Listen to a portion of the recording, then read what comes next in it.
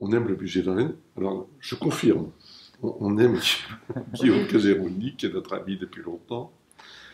Mais aussi, je rajouterai que nous aimons également le musée des Beaux-Arts de Rennes, qui est un beau musée et qui a mis en la valeur le XVIIe siècle.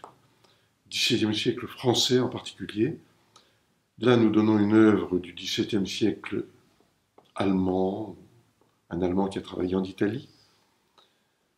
Donc, est-ce qu'il est allemand, est-ce qu'il est italien? Là, en l'occurrence, il est italien. Et puis, je dirais une troisième raison, un peu plus secrète peut-être. Ma famille, malgré le nom, est originaire de Rennes. Et Narbonne, c'est un petit patelin près de Rennes. Et donc, on a un attachement particulier à Rennes, de ce fait, peut-être. On aime beaucoup le musée des Beaux-Arts de Rennes. C'est un musée dynamique, surtout pour la partie, on aime bien la partie art ancien, parce que c'est le domaine qu'on affectionne particulièrement. Et depuis quelques années, il y a eu beaucoup d'acquisitions, des dons, des très très très belles expositions, un énorme travail qui a été fait dans ce musée. Et forcément, ça nous encourage aussi à continuer à donner, à suivre ce qui se passe, à venir voir les expositions, à acheter des catalogues et à soutenir le musée des Beaux-Arts de Rennes qu'on aime beaucoup. Donc je suis très lié, très attaché à ce musée. Voilà, c'est une collection que je connais très bien, un musée que je connais très bien. Et voilà, je suis très heureux de pouvoir aussi savoir que mon travail y est conservé et présenté. C'est un musée qui m'est proche parce que j'aime m'y arrêter pour y voir des œuvres, ce que j'appelle polyphoniques ou dites encyclopédiques, de toutes les origines, de toutes les époques, de tous les matériaux, de tous les styles. Vous connaissez Rémoins, l'artiste spécialiste des esprits d'escalier. On se connaissait très bien, de façon très personnelle. Je connaissais beaucoup la famille Tieck, qui était la famille très proche de la galerie Scolette à Lundy, qui a exposé Rémoise de 1948 à 60, à son décès. Et je trouvais que Raymond, qui avait un côté un peu capteur, attrapeur, arracheur d'images, je trouvais que cette conjonction lui allait bien.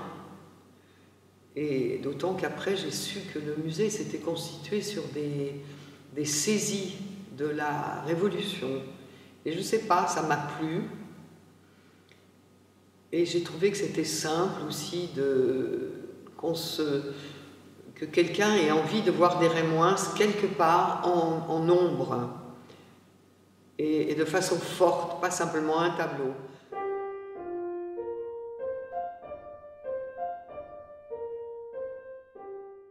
On a conscience, Elena et moi, que une collection privée, c'est une collection que l'on ne détient pas vraiment.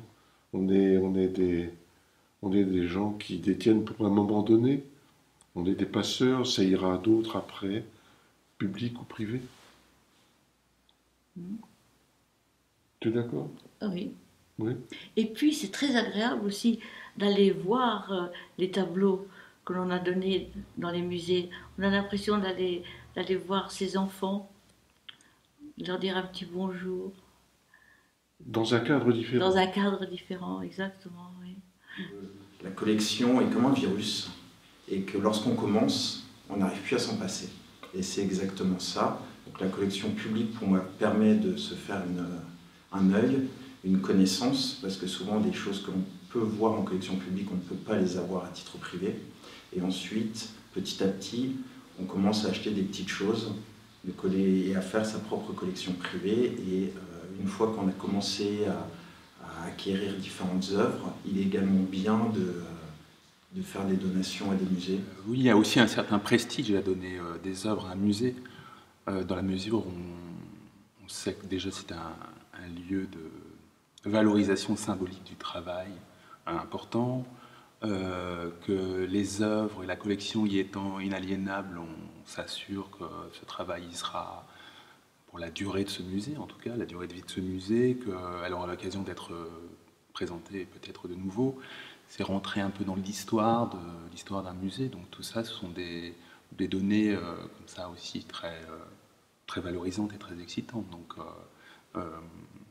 c'est quand même aussi intéressant de donner une œuvre ou des œuvres à un musée. La Sambar, qui est l'association des amis de musée, accorde une grande importance aux dons, puisque ça fait partie, c'est dans sa fonction même, c'est dans ses statuts. Nous devons mettre en valeur le musée, le soutenir précisément en apportant des dons. Nous sommes plutôt dans la démarche intimiste. Par exemple, nous avons, mais depuis des années, en fonction d'ailleurs des collections du musée, nous avons pris le parti de temps en temps d'essayer d'obtenir ce qu'on appelle des œuvres sur papier, c'est-à-dire nourrir le fonds qui a fait la célébrité du musée de Rennes, à savoir le cabinet des dessins. Ça date depuis la création du musée. Donc nous avons l'impression de nous mettre dans la suite historique et pour chacun d'entre nous, donc d'apporter une petite pierre, chacun, même l'étudiant qui va avoir une adhésion très bon marché, il va avoir quand même l'impression, à un moment donné, d'avoir été acteur de ce musée.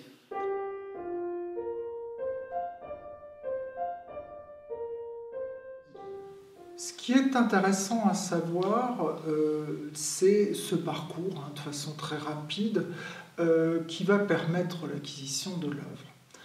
Le conservateur va présenter un dossier, un peu comme un oral d'examen, va présenter son dossier concernant l'objet qu'il a l'intention d'acquérir devant la commission. Ce dossier parvient en amont au service de l'État, à la Direction régionale des affaires culturelles, qui va le faire suivre aux 15 membres qui constituent la commission. Et ces 15 membres vont analyser le projet d'acquisition du musée sur un certain nombre de critères. Donc voilà, on va examiner cette question de la pertinence. On va examiner bien sûr la question de l'intérêt scientifique de l'objet, de l'intérêt artistique, je dirais. Alors, bien sûr, cette notion d'artistique, quand il s'agit de sciences de la vie ou quand il s'agit d'ethnologie, voilà, n'est peut-être pas la meilleure expression qui soit, mais en tout cas, l'intérêt de l'objet est le deuxième point. Est-ce que c'est un faux? Est-ce que c'est une copie? Est-ce que c'est un original? Ce qui est a priori le seul cas de figure qui doit être retenu pour l'acquisition dans un musée de France. Voilà, est-ce que la qualité de l'œuvre est suffisante? Est-ce que c'est une œuvre un peu faible, ou est-ce qu'au contraire, dans la carrière de cet artiste, c'est une œuvre vraiment essentielle? Nous collectionnons parce que nous voulons aller au paradis et que M. Rosenberg nous a dit que les collectionneurs iraient au paradis. Et au paradis, nous mangerons des cerises avec M. Rosenberg et avec Guillaume et avec Joséphine et avec Julien. Et ça, c'est une raison très importante aussi.